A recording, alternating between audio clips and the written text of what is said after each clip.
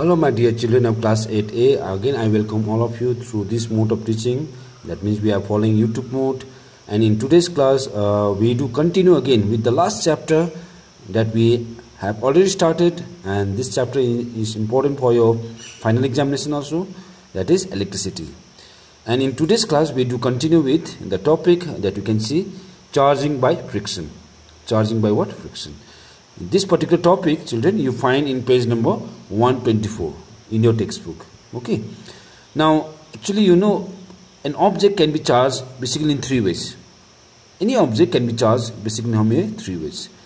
One of the way in which the object can be charged, you have learned in details in the last class, that is charging by conduction. Now, we learn in details about charging by friction.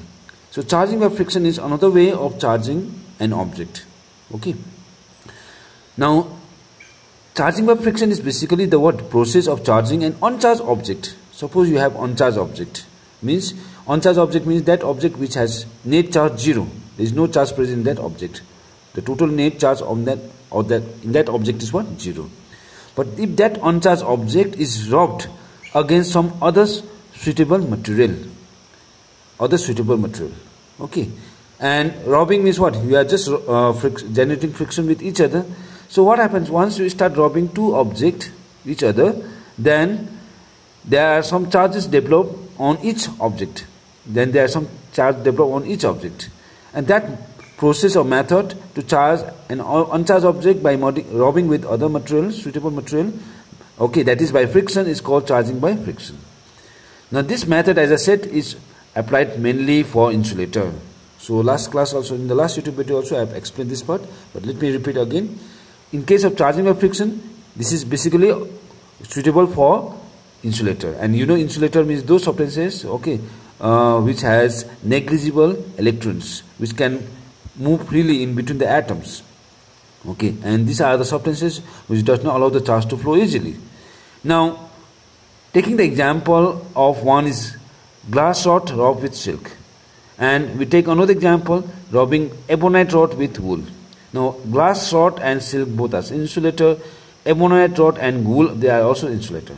So, when you rub two insulator with each other, then one become positive charge, another become negative charge. But this positive and negative charge which occur in each object is due to the friction. So, to understand this, let me start first with this one, rubbing a glass rod with silk. Rubbing a glass rod with silk. Okay. So when a glass rod is rubbed with silk, so you have a glass rod, you can see in the diagram. See, this is a glass rod. Now you have taken a silk cloth. Now when you start rubbing a glass rod with a silk cloth, then basically what happens? Electrons start flowing from glass rod to the silk cloth. Means this glass rod will lose the electrons. This glass rod will lose the electrons, and whatever number of electrons that loses by a glass rod, that electron will be accepted by the what? Silk cloth. Which means the electrons flow from glass rod to silk cloth. So what is happening? So there is a transfer of electron takes place from glass rod to silk cloth. And you have learned, children, very nicely, when object which gives some electrons or loses some electron, then that object become what charge? Positive charge. And any object which gain electrons, okay, from other object, then that object become what? Negative charge. So the same thing happens between the glass rod and silk cloth. So glass rod start losing the electrons, so it become positive charge. See, this is the glass rod acquire positive charge after rubbing with each other. And this is the silk cloth which acquires what charge? Negative charge after rubbing with each other. Because glass rod become positive charge by losing the electron, as I said, and silk cloth become negative charge by getting the what? Electrons. So as these two substances which acquire what?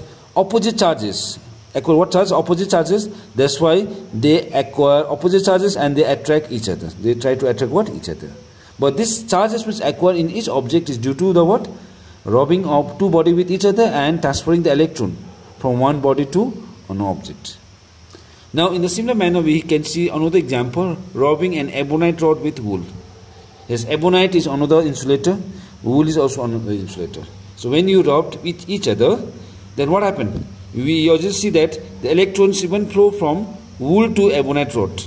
Now this time the electron flow from what? Wool to which rod? Ebonite rod. So you understand that if electron start flowing from wool to ebonite rod means wool will start losing the electrons. So when electron lost by the wool, then that number of electron will be gained by the what? Ebonite rod. So that's why due to the excess gain of electron, the ebonite rod acquire negative charge, because ebonite rod is gaining the electron. Okay, accepting the electron means that's why there is excess gain of electrons, and that due to that excess gain of electrons, ebonite rod acquire what charge? Negative charge. But on the other hand, due to the loss of electrons by the wool, so that wool acquire what charge? Positive charge. Because in wool, when electrons start losing, then there is a deficiency or lack of electrons. Okay, so that's why that wool acquire what charge? Positive charge. And in this case also we see, they also, since they acquire opposite charges, that's why they attract each other. So to see why they are attracting each other, so I can show with help of diagram. And children, if you look at this diagram, this is the diagram of rubbing wool with ebonite rod. You can see that is charging by rubbing an ebonite rod and what? Wool. So you rubbed wool and ebonite each other, but after rubbing, what happened? Ebonite rod acquire negative charge and wool acquire positive charge. That means both the substances acquire what? Opposite charges. And between the opposite charges, what happened? Attraction takes place. Opposite charges means unlike charges always attract each other. Okay, so remember this, unlike charges attract each other. That's why between ebonite rod and wool, after rubbing with each other, have an attraction with each other. So this process is called charging by friction. So I have explained in details what is charging by friction. Now we have a last process to discuss, that is charging by induction. So when I use the word induction, children, it is one of the process in which an object can be charged without touching that object with another object. Charged object means this is the process in which an uncharged object can be charged by keeping near to the charged object. Just keeping near to the charged object means without touching the charged object. So in that way also we can charge the uncharged object. But this process is called charging by induction. That's why the statement says that the process of charging an uncharged object by bringing a charged object, and charged object can be any charge. It can be a positive charge, so then it can be a positive or what charge? Negative charge. So if you bring positive negative charge near to the uncharged object, then what we see, that uncharged object also acquires some positive charge. Okay, that is, they are not in contact with each other, and this process is called charging by induction. Charging by what? Induction. So we can try to understand what is charging by induction also. So children, as I already said that in this particular method, no physical contact between the charged object and then uncharged object. Yes, we should not touch the objects. Okay. Now just bringing a charged object close to an uncharged object. Uncharged object, that means without physical contact, the process of redistribution of charges. Redistribution of charges in what? Uncharged object can take place. Process of redistribution of charges in uncharged object takes place is actually due to the attraction and the repulsion takes place between the unlike charges and like charges. Because when one positive charge and negative charge are very close to each other, then there is attraction takes place. When one negative charge and another negative charge are very close to each other, then what happens? Repulsion takes place. So exactly the same thing happens in this particular method also.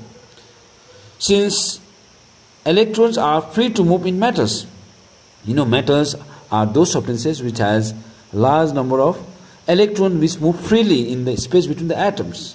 That's why electron movement can take place free in matters. That's why the redistribution of charges occurs easily in metals. That means in order to observe this charging by induction, we take usually an uncharged object as a metal, because metal are those substances which has large number of electrons which can move free in the atom. Okay, so with this we can understand that a metal which has an uncharged object can be charged either positive or negative charge by keeping that metal near to the what? Charged object. So children, for this charging by induction to understand clearly, okay, so let me just take an uncharged metallic object, okay, and I want to make this uncharged metallic object to be charged, say, positive charge. So I want to make charge, uncharged metal object positively charged. Okay, so in that case what you need to do, we have to bring a negative charge object close to that metal sphere, close to a what sphere? Metal sphere. And for this phenomenon to understand, so we have a diagram, so we follow the diagram. And children, this is the diagram that we follow. So this is an uncharged metal object or conductor or a spare ball that is placed on an insulating stand. So what you do, you place the negative charge rod, that is negative charge rod, near to the what? Metal sphere, which is uncharged. So uncharged doesn't mean that there is no charge present in the metal rod. There are charges present, like positive charge and negative charge are present, but equal number of positive and negative charge present on the metal sphere, uncharged metal sphere, so that the net charge is 0. That's why it is called uncharged. But what happens as soon as you place the negative charge rod near to the metal sphere, then what happens? There is the repel attraction takes place between the positive and negative charge, so that all the positive charge will gather near to the what charge? Negative charge of this metal rod, and all the negative charge, you can see all the negative charge, this negative charge, are gathered at one end, which are far end from the negative charge of the metal rod. So why it happens? Because between negative what happens? Repulsion takes place, and between positive negative attraction takes place. Now the next thing that we can observe in this case is that when we touch this metal sphere, okay, that end, which end? And B, this is end B, where the negative charge is present, and A, where the positive charge is present. But when you touch with our hand to that end B of the metal sphere, which acquire what charge? All negative charge, then what happened? All the negative charge which has gathered at this end B of the metal sphere will flow through the ground. Through our body. Means all the charge will flow through our body, because our body is also a good conductor of electricity. Okay. Thus, under this case, what happened? This metal sphere will only left with the positive charge. See, these positive charges are not flowing through the fingers, which are touching with this metal sphere. Now why? Because between positive and negative, what happened? Attraction takes place. That means this negative charge rod will strongly attract all this positive charge, and this, due to this strong force of attraction, these positive charges are not going out from this metal sphere.